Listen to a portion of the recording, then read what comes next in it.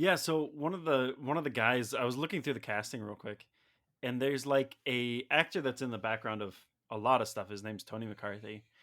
He's in Andor. He's in a bunch of stuff, just as like a random guy in the background. But what I noticed is he's in a bunch of like Marvel stuff in like adjacent to a important thing. So like he plays police officers in Miss Marvel. He plays like just random guys on the street. And then he's credited in this for Humanoid. And I'm like, well, that's kind of odd because that seems a little bigger than like just an extra, in the background somewhere. And I'm like, man, this would be cool if throughout this whole thing, like maybe he's a scroll or maybe he's seated throughout this. I don't know if this is anything because he does like dude's in everything Disney produces. But I just thought it Well, was well, interesting that he's well, getting we like a have a bigger. scroll watch. Yeah, How that's what I'm about Scroll saying. watch. that? Ding, ding, ding. There it is. Scroll Watch 2022, Jarrett. All Put it right. on Welcome the aboard. TikTok. Let the internet nerds hate me. But Yeah, no, I thought this was super crazy that like they give him a bigger role like this, and he's hidden in the background of like so many Marvel properties. good for him. Yeah, absolutely. Could be nothing. It Yeah. could just be a promotion or whatever. But Don't think it's anything, but good for yeah, him. yeah, love that Yeah. for him. Yeah. Could be something. I'm You never zigging know. while everyone else is zagging. Here Yeah, we yeah. go. The other half of this Jared casting just that I wants need to to be talk edgy. about. Three things. Okay, first we got Tony McCarthy. We talked about it. Second, Jonathan Majors is a machine. Dude is He is yoked, man. cut. And like man, he is jacked right now. he's our. I mean, like obviously we watched. What was the what's the H.P. Lovecraft one? Help me out here. Lovecraft Country. Lovecraft Country, yeah. Phenomenal actor in that, and he was obviously cut for that. But like every time I see him, because I think he's in Creed as well, right? The new Creed. Dude, he looks unreal in this new Creed. Just why? And so I'm like, he looks unbelievable in Creed 3. nobody Oh, my stands a word. chance. Like nobody stands a chance against him. Creed 3 is going to be great. Oh my gosh, guy is like he's a renaissance man, and he's killing it right now. I will say this too, Jarrett. I think they really say what you want about Phase 4, but the Loki season finale is still one of the greatest moments in the MCU history, and a majority of that percentage of reasoning is because of Jonathan Majors. Yeah. He already appears to be the perfect main stake villain of this whole thing. And this trailer continues to showcase that.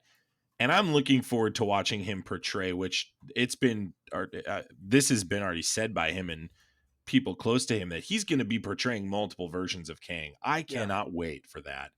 This is a great casting, Jerry. You're absolutely right.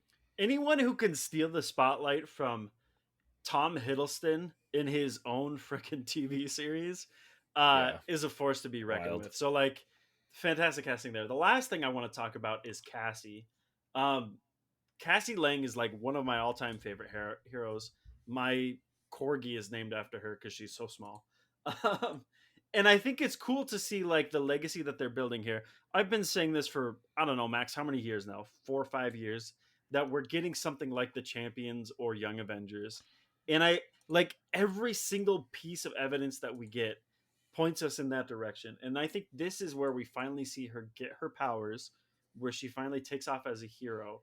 And like all the pieces are there. I think this is like how you kick off Phase 5. I think we get a surprise. Like I'm gonna call my shot here. I think one of the two like after credit scenes is gonna be some form of either Champions or Young Avengers, like dealing with something. Or It's like Young the beginning Avengers, of that. Jarrett. It's Young Avengers. And here's the thing. I personally get frustrated hearing the argument that Phase 4 is a waste of time for people. Yeah. Because this is you have to start this whole process over, and it required significant legwork. And yes, I can concede that some characters just did not work, or the movies did not work. For me, that was WandaVision and Doctor Strange. But for other people, it was She-Hulk, and it was these other properties. What you cannot attack, though, the argument of like there's no connecting points, you're nailing it. There's been connecting points. Yeah. Every single one of these shows has a Young Avenger in it. They all do. Every one of them. Loki. I mean, Falcon and the Winter Soldier. I mean, they all have somebody that could be part of this collective team, whether that's in a Secret Wars setting or in a TV show setting. And I don't know what's going to happen with the Bob Iger thing and Disney changing. And there's rumors that they're going to go for quality over quantity now. But I'm with you, Jared. I think they've been much more strategic than they've given.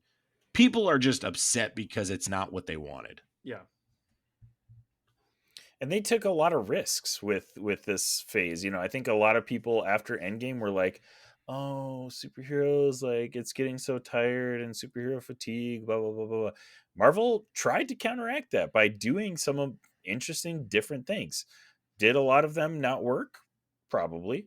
But I think they did a good job of experimenting with some of these shows and doing some different things. I mean, notably like Werewolf by Night, which was fantastic and we all absolutely love. Like they're trying some. Isaac, you're telling me that Megan Thee Stallion twerking at the end of a TV series wasn't part of Kevin Feige's original plan? Maybe it was. That's maybe that's maybe off that's the beaten path from. Maybe that's the point that Kevin Feige, like Infinity Saga, was all leading up to Megan Thee Stallion twerking in She-Hulk. Like maybe May I speak that to that, was please? I May I speak to that moment? She-Hulk, by the way. I'm a She-Hulk guy. If this is your first time listening to us, I'm a pro She-Hulk guy. I have had to defend this show more than anything else in the Marvel Cinematic Universe. That was a cultural moment.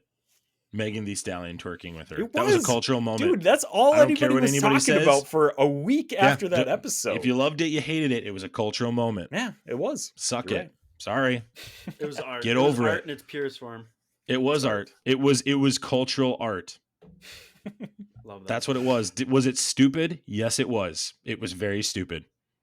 Gosh, did you ever think, Max, that you would be defending Megan Thee Stallion twerking? Not a chance. On the Infinity Bros podcast. No. And the inception of this podcast, 3 years ago, whatever it was.